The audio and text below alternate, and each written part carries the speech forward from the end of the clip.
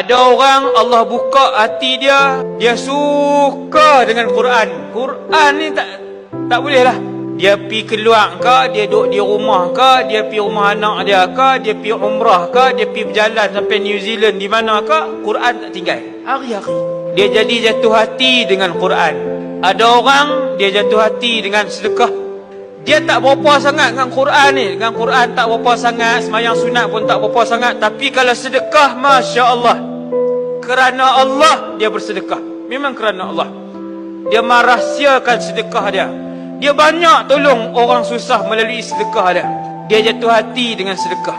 Ni yang ulama bagi tahu. Tiap-tiap orang ni, tuan-tuan kena cari kita ni apa dia. Kalau kita tanya diri masing-masing, kita kata hang suka apa? Dia pun jawab mengai. Oh, Jim. Dia tak jawab hak agama ni, dia jawab hak lain. Dia kata mengai, luk dalam.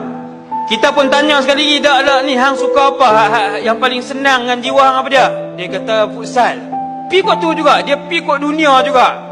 Yang ni bahaya. Ni muhasabah kedua. Kena cari tuan-tuan. Kena cari di satu sudut dalam jiwa kita untuk akhirat dan untuk Allah. Kena cari.